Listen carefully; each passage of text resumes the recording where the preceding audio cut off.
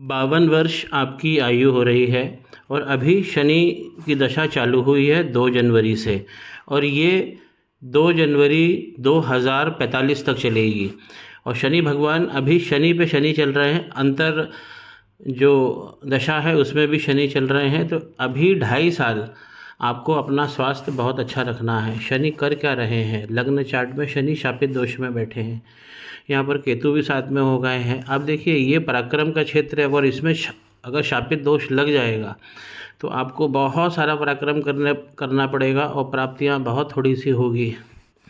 इसी कुंडली के अंदर यदि हम देखें तो एक तरफ सारे प्लैनेट इकट्ठा हो गए हैं और ये शंखचूड़ कालपुसर्प दोष भी लग गया है कुंडली के अंदर, साथ में शापित दोष भी लग गया है।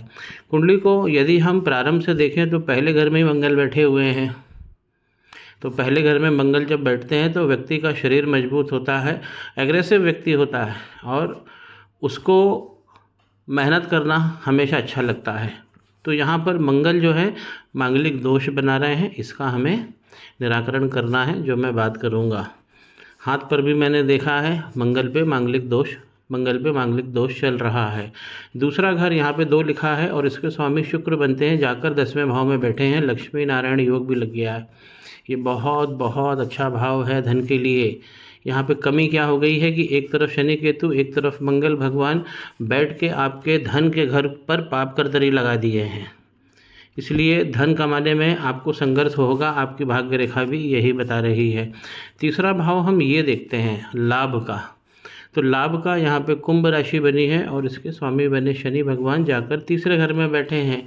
तो ये बताना चाह रहे हैं कि पराक्रम आप करेंगे तो आपको लाभ मिलेगा, लेकिन केतु के साथ बैठेंगे तो पराक्रम में बार बार व्यवधान आएगा ही आएगा।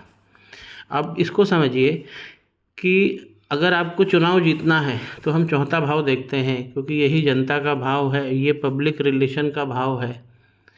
अब चौथा भाव में यहाँ पर 4 लिखा हुआ है, कर्क राशि बनी है और चंद्रमा सामने ही जाकर बैठ गए हैं। और चंद्रमा सूर्य के साथ में जब भी बैठेंगे तो ये अमावस्या योग लगा देंगे, इसीलिए प्रॉब्लम यहाँ आ रही है। हाथ पर भी चंद्रमा पर बहुत अच्छी लाइनें हैं, भाग्य की रेखाएं जो ऊपर बढ़ती हैं लेकिन बीच में ख़त्म हो जाती है।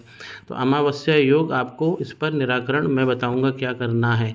कालपुसर्प दोष की भी एक रेमेडी रहेगी। कालपुसर्प दोष का निराकरण आपने ज़रूर करा लिया होगा।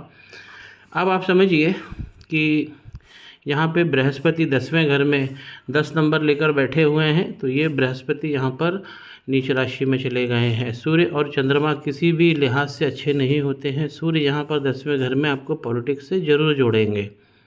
लक्ष्मी नारायण योग भी लगा है। अब इसको समझते हैं कि जहाँ जहाँ शनि और जहाँ जहाँ केतु और राहु बैठे हैं, जिन जिन राशियों में, क्या उनके राशि स्वामी से कोई संबंध बन रहा है तो कालपुसर्प दोष प्रॉफिटेबल हो जाता है। जहाँ जहाँ बैठे हैं, जैसे शनि केतु यहाँ पर बैठे हुए हैं, 3 नंबर लिखा है यानी बुध। अब बुध जाकर तो 10वें घर में बैठ गए, तो क्या इनका राहु शनि केतु भगवान से कुछ संबंध बन रहा है, वो हम देखते हैं। तो यहाँ पर देखिए 10 नंबर लिखा हुआ है और ये जो कर्म का भाव है यहाँ पे मकर राशि बनी है, इसके स्वामी शनि भगवान जाकर पराक्रम में बैठे हैं। भाव तो अच्छा मिलता है, केतु भगवान के साथ शापित दोष लगा दिया है, इसलिए पराक्रम में प्रॉब्लम आ रही है। तो यहाँ पर जो शनि भगवान केतु के साथ बैठे हैं और उसके राशि स्वामी जो यहाँ बैठे हैं वो शनि भगवान के घर में आके बैठ गए हैं। यहाँ पर जो राहु बैठे हुए हैं, यहाँ पे 9 लिखा हुआ है और इसमें धनु राशि, इसके स्वामी भी गुरु, ये भी कर्म में बैठे हुए हैं, ये भी शनि भगवान के घर में बैठे हुए हैं।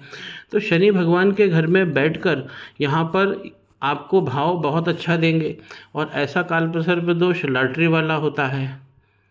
और समझिए उसके बाद हम देखते हैं 4 नंबर और 10 नंबर के स्वामी क्या कर रहे हैं।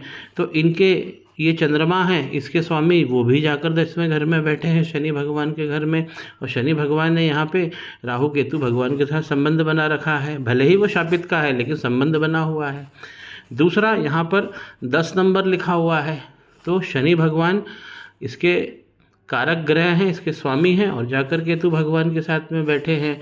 तो बेसिक हमको ये समझ में आ रहा है कि जहाँ शनि केतु बैठे हैं, जहाँ राहु बैठे हैं, वहाँ का जो राशि स्वामी हैं वो यहाँ पर आ गया है शनि भगवान के घर में, और 4 नंबर और 10 नंबर ये भी देखा जाता है, 4 सूत्र लगते हैं, उनके स्वामी भी 10वें घर में बैठे हैं शनि भगवान के, और शनि भगवान ने केतु राहु भगवान के साथ यहाँ पे संबंध बना लिया है। इसीलिए ये बहुत टेक्निकल हो गया है कालपु सर्प दोष, और अगर आपने इस पे काम कर लिया तो ये आपको हर चीज़ को सिद्ध करने की शक्ति रखता है।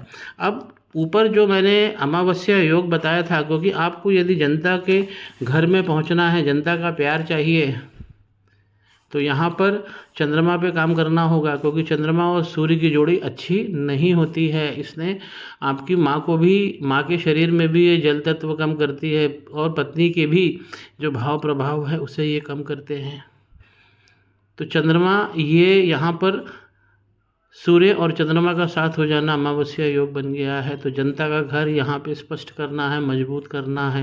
नवांश कुंडली जो हमारी फ्यूचरिस्टिक कुंडली है, यहाँ पे मंगल अच्छा काम दे रहे हैं, यहाँ पर बुध आपको बुद्धि अच्छी दे रहे हैं, शनि भगवान भी यहाँ पर अच्छा भाव देंगे, जुपिटर भी यहाँ पर 9वें भाव में अच्छा देंगे, केतु भी यहाँ देंगे।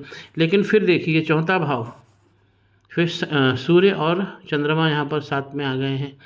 वीनस और राहु भी अच्छा ही भाव देते हैं, लेकिन सूर्य और चंद्रमा 4थे घर में नवांश कुंडली में भी गड़बड़ हो रहे हैं। तो इसीलिए सूर्य और चंद्रमा का जो अमावस्या योग है वो वर्गोत्तम हो जा रहा है, दोनों कुंडली में आ जा रहा है। तो इसी पे हमें काम करना है। तो आपकी तीन रेमेडी रहेगी। एक मंगल पे आप काम कीजिए, कालपु सर्प दोष की रेमेडी तो आपने कर ही ली होगी, शापित दोष पे काम करिए और अमावस्या दोष पे काम करिए, आपके योगों में वृद्धि होगी।